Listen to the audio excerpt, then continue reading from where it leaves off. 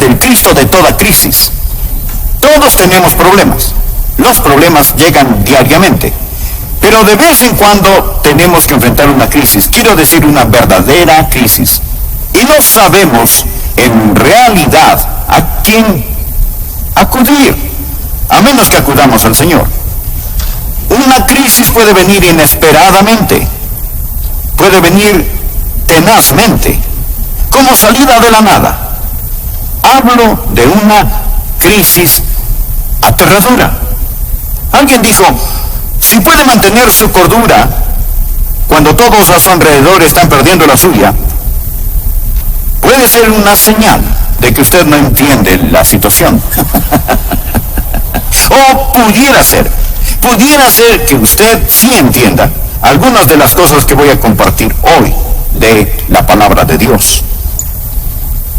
Hechos 12, versículo 1.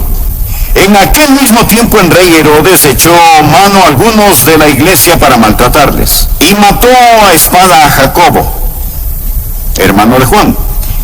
Y viendo que esto había agradado a los judíos, procedió a prender también a Pedro. Eran entonces los días de los panes sin levadura, y habiéndole tomado preso, esto es, a Pedro, le puso en la cárcel, entregándole a 4 grupos de 4 soldados cada uno, para que le custodiasen, y se proponía sacarle al pueblo después de la Pascua.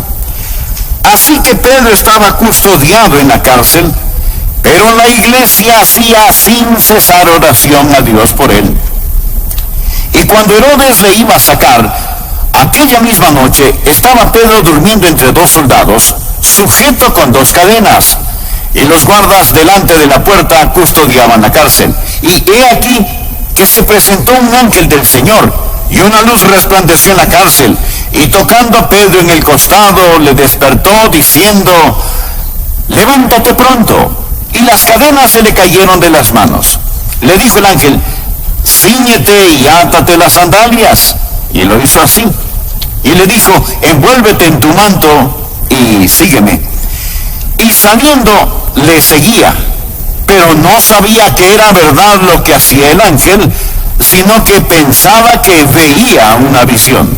Habiendo pasado la primera y la segunda guardia, llegaron a la puerta de hierro que daba a la ciudad, la cual se les abrió por sí misma, y salidos pasaron una calle, y luego el ángel se apartó de él. Ahora, hasta aquí la lectura, continuaremos leyendo más tarde, pero déjeme mencionar el trasfondo, reiterar lo que había sucedido.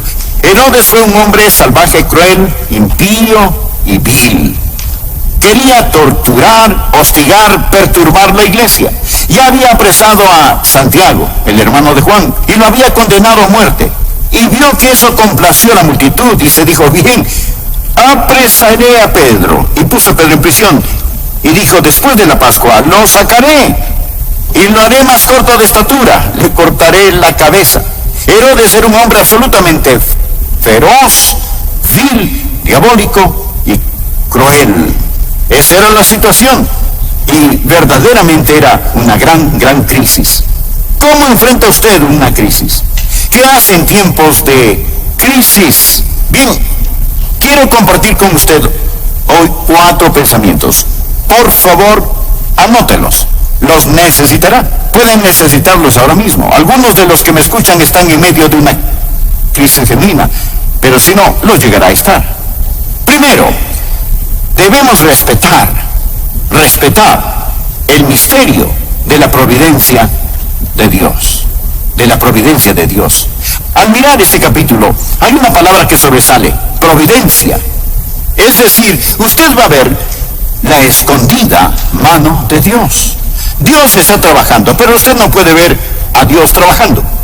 Usted puede estar en medio del caos ahora mismo. Parece que nada tiene sentido. Todo lo que pensó que estaba seguro, bien clavado, se desarma. Y el diablo está sacando los clavos. Escúcheme. Solo porque no tiene ningún sentido para usted, no significa que no tenga sentido.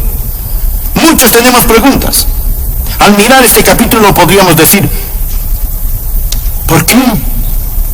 ¿Por qué dejó Dios que Herodes fuera rey? ¿No es Dios Dios? ¿Cómo pudo Dios dejar que un tipo como Herodes fuera rey? Si yo fuera Dios, lo convertiría en un sapo. ¿Y por qué? ¿Por qué Santiago debió morir y Pedro ser liberado? ¿Por qué? ¿Es que Dios tiene favoritos? ¿Es Dios caprichoso? ¿O ha perdido el control? ¿Por qué suceden todas estas cosas? Amigo, quiero decirle algo. No vivimos de explicaciones. La vida no es un problema que debe ser resuelto, es un misterio que debe ser vivido. Y a veces usted tiene que retroceder y simplemente mirar lo que voy a llamar la escondida mano de Dios. Y usted necesita respetar eso. Algunas veces miramos lo que Dios hace y cómo pone sus colores en el cielo y decimos, Señor, lo estás haciendo bien. Y de pronto Dios lo embarra todo. Y decimos, Señor, lo arruinaste. ¿Se ha sentido así alguna vez? Señor, ¿por qué permitiste que esto suceda? Solo porque las cosas no tienen sentido para usted. No piense que no tienen sentido. Y solo porque no puede ver a Dios trabajando, eso no significa que Dios no esté trabajando. Aquí está Herodes con su poder diabólico, Santiago asesinado y Pedro liberado. Tenemos todas estas cosas trabajando juntas. La llamamos la soberanía de Dios, la llamamos la providencia de Dios. Anote al margen Romanos 8:28. Y sabemos que a los que aman a Dios, todas las cosas les ayudan a bien. Esto es, a los que conforme a su propósito son llamados. Ahora, la mayoría tenemos la idea de que vamos por la vida y la vida es buena, luego se pone mala y después se pone buena otra vez. Por lo general no es así. La vida no es 50 kilómetros de camino bueno, luego 10 kilómetros de camino malo, después otros 50 de camino bueno. No, por lo general la vida es como los rieles del tren, un riel bueno y un riel malo. Y los dos rieles corren paralelamente. ¿Lo ha notado eso? Cosas maravillosas están pasando y bendiciones, pero al mismo tiempo parece que hay ciertos problemas en la vida. No siempre podemos hacer que se solucionen.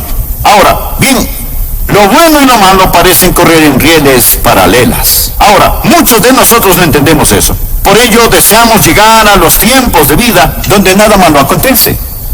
Y decimos, me alegraré cuando los problemas terminen para hacer lo que deseo hacer. Si estudia, me alegraré cuando las clases terminen para empezar a hacer lo que quiero hacer. Si los hijos están pequeños, me alegraré cuando crezcan, así podré hacer lo que quiero hacer. Y si está enfermo, me alegraré cuando esté sano, así podré servir a Dios. No es una vida misteriosa. No es misteriosa. Existen las cosas malas y las cosas buenas. Dios, en el crisol de su sabiduría, mezcla estas cosas para su gloria. Y nosotros sabemos que todas las cosas ayudan a bien. Amigo, usted no vive por explicaciones. Usted nunca puede explicar a Dios. Usted vive por promesas que a lo mejor nunca puede explicarlas. ¿Sabe? Si fuera un niño se preguntaría, ¿por qué Dios pone vitaminas en las espinacas y no en los helados? Deje que Dios sea Dios. Usted debe respetar, escúcheme, el misterio de la providencia de Dios. Permítale a Dios ser Dios, y solo porque para usted no tiene sentido no significa que no tenga sentido. Y si se encuentra en una crisis, no demande entenderla. ¿Entendió? Segundo, debemos solicitar el ministerio del pueblo de Dios. Ahora, ¿cuál es el ministerio del pueblo de Dios? Es la oración. Veamos el versículo 5. Así que Pedro estaba custodiado en la cárcel, pero la iglesia hacía sin cesar oración a Dios por él. Este es un gran versículo en oración. Parecía que no había esperanza para Pedro. Él está bajo seguridad máxima. La puerta de la prisión está custodiada afuera por 2 guardias. Había 16 guardias custodiando a Pedro. Debió de haber sido bastante importante para contar con 16 guardias personales. Y más de eso, cada mano la tenía encadenada a un guardia. Mi amigo, si debiéramos hablar de alguien en problemas, Pedro está en problemas. En una crisis debe haber oración. Y cuando no hay esperanza en el plano horizontal, Siempre hay esperanza en el plano vertical. Quiero que miremos esta oración y nos detengamos ahí por un momento. Porque recuerde que cuando existe el misterio de la providencia de Dios, existe el misterio del pueblo de Dios. Quiero que vea primero lo que voy a llamar la frecuencia de la oración. Veamos el versículo 5. La oración se hizo sin cesar. Ahora, ellos oraban y no dejaron de orar. Y seguramente se preguntaban, ¿por qué Dios no contesta nuestras oraciones? Pedro estaba en la cárcel y Dios parece no tener ningún apuro en sacarlo. Pero Dios está tratando de enseñarles una lección sobre oración, y una de las grandes lecciones acerca de la oración es persistencia. En segundo lugar, debe haber fervor en la oración. ¿Escuchó? Fervor en la oración. Las palabras sin cesar pueden traducirse intensamente. Oraban intensamente. Me pregunto qué sabemos acerca de orar intensamente. Pero le diré una cosa. Cuando usted esté en una crisis, aprende a orar intensamente. Muchos oramos esta mañana, pero me atrevo a decir que entre quienes me escuchan, si yo les preguntara a muchos, no podrían decirme específicamente por qué oraron esta mañana. Solo fue una oración general, sin ninguna intensidad. Me gusta Jeremías 29:13, donde Dios dice, y me buscaréis, y me hallaréis, porque me buscaréis de todo vuestro corazón. Una de las cosas de las cuales estoy tratando de curarme es la de la oración casual, de la oración sin intensidad, oración que cuesta poco. Sabe que la Biblia llama a la oración una lucha.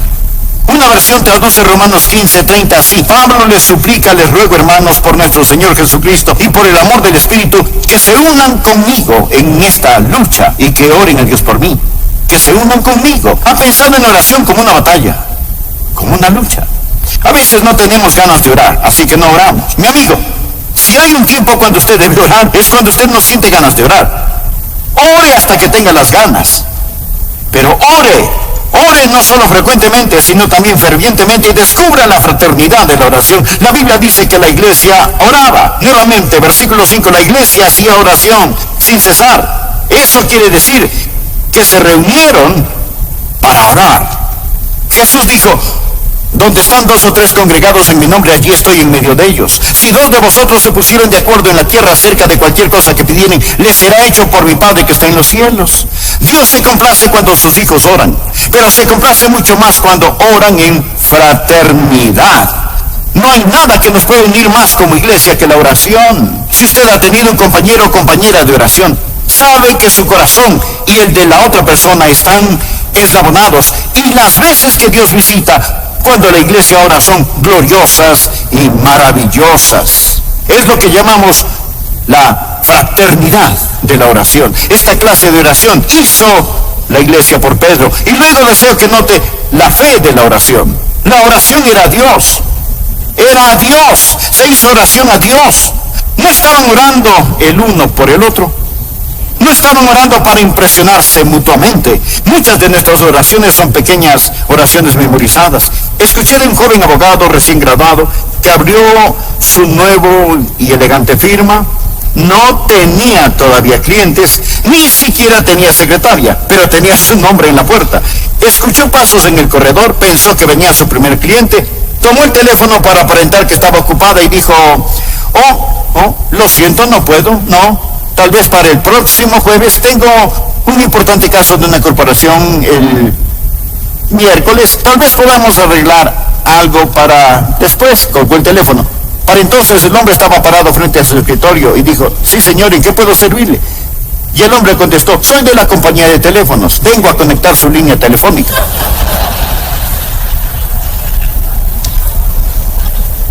En ocasiones nuestras oraciones son así, tratamos de impresionar a otros, pero no hay nadie en la línea. Esta gente no estaba tratando de impresionar a nadie, estaban desesperados. Sus oraciones eran a Dios. Creo que la razón por la que no oramos con frecuencia y fervientemente es porque pensamos que podemos prescindir de la oración. Tal vez la peor cosa acerca de nosotros no es la falta de oración, arrogancia, no el orgullo. Quiero decir, tenemos nuestras máquinas, nuestros planes, nuestros métodos, nuestros pastores, nuestros coros, nuestras escuelas dominicales, nuestros edificios. Tenemos todo esto y aquello y vamos a la iglesia y pensamos, bien, lo haremos, sabemos cómo hacerlo. ¿Y sabe usted lo que el diablo hace? Está parado en una esquina sonriente y dice, pueden tener sus edificios, sus coros, pueden tener sus reuniones, sus predicadores, pueden tener todo lo que quieran, incluso sus estudios bíblicos, siempre y cuando dejen de lado el poder de Dios que viene con la oración ferviente y que no acepta un no por respuesta. El diablo se burla de nuestros proyectos, se ríe de nuestras organizaciones, ridiculiza nuestros talentos, pero teme nuestras oraciones. A su vez existe el enfoque de la oración. Por favor, el versículo 5, la Biblia dice, la iglesia hacía sin cesar oración a Dios. ¿Por quién? Escuchen, por Él. Ellos estaban orando por Pedro. No solo fue una oración intensa, sino también específica. ¿Qué oró usted esta mañana?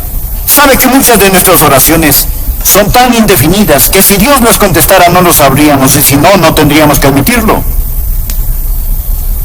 Señor, salva a los perdidos. Bueno, si alguien se salva, usted puede decir, bueno, yo oré para que se salvara y se salvó. ¿Cómo sabe que fue su oración?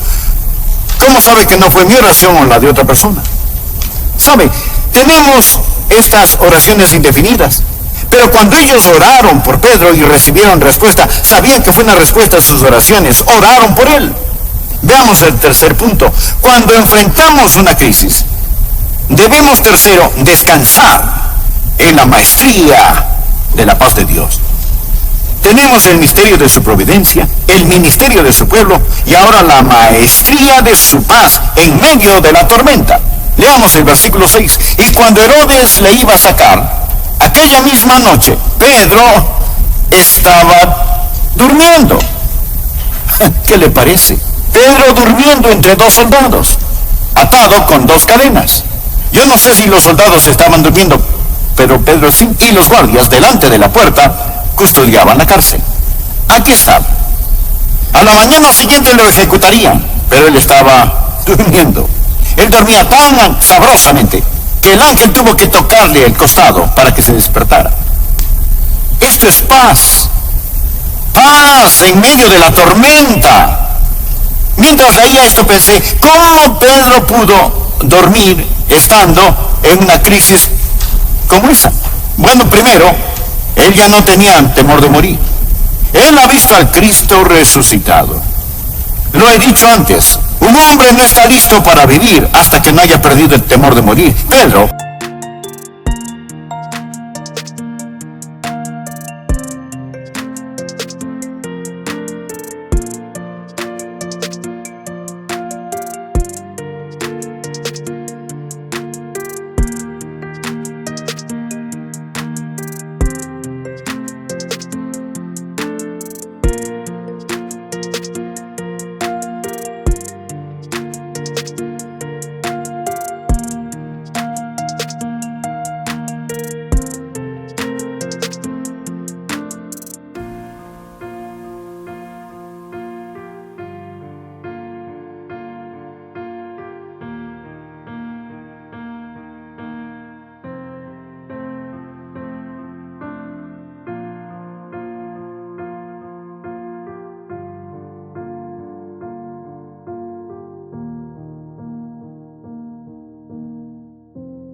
había visto al Cristo resucitado y por lo tanto la muerte ya no le infundía temor. Segundo, él sabía que el pueblo de Dios estaba orando por él. Esa es una de las cosas más grandes que me ayudan en mi ministerio. Sé que están orando por mí, no todos, pero muchos, algunos.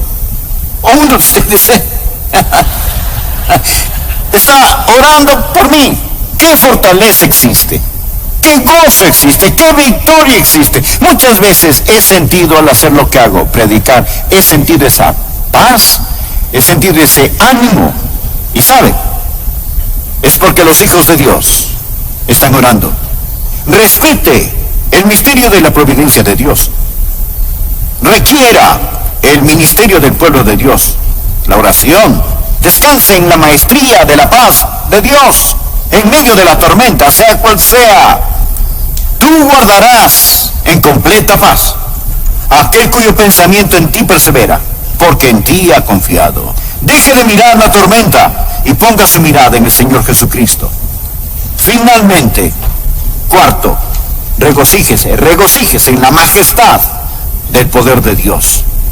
Ahora, ¿piensa usted que Dios había perdido el control?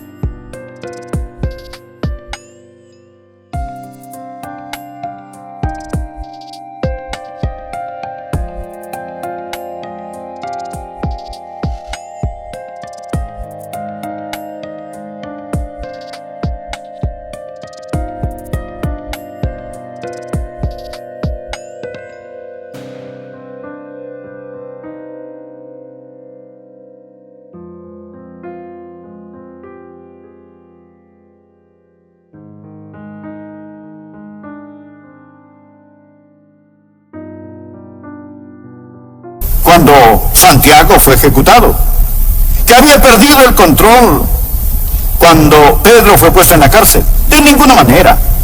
Dios está en su trono. Algunos pudieron pensar que Dios era débil y que no podía hacer nada, o que a Dios no le importaba el asunto. Usted puede pensar en relación con su problema, usted dirá, ¿dónde está Dios? ¿Dónde está Dios? ¿Es Dios capaz o no le importó a Dios?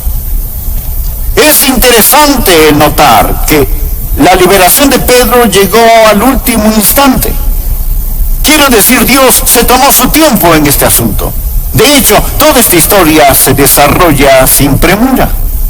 No había forma de que Pedro pudiese abrir las puertas de la prisión, pero sí había forma de que pudiese abrir la de la casa. No podemos cambiar el agua en vino, pero sí llenar los cántaros.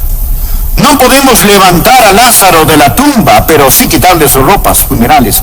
Verá, hay cosas que podemos hacer y la oración nunca debe ser una excusa para la ociosidad. Necesitamos entender que debemos orar a Dios por nuestro pan cotidiano, pero la Biblia también dice, si alguno no quiere trabajar, tampoco coma. ¿No ama usted el balance de la palabra de Dios? Aquí Dios se mueve en poderosa majestad. Dios aún está en su trono. Bueno, se nos agota el tiempo. Mas el rey Herodes fue herido de muerte debido a su arrogancia y su orgullo, y fue comido por los gusanos, algo verdaderamente repugnante. Con todo, usted puede ver la escondida mano de Dios en todo esto. Bien, escúcheme. Si está en una crisis y Dios no lo libera, recuerde que Él no liberó a Santiago. Y no es porque Dios no pueda hacerlo. Y si Dios no está trabajando de acuerdo a lo que usted pueda ver, eso no significa que Dios no esté trabajando. Y si lo malo parece tener éxito, recuerde que el éxito de lo malo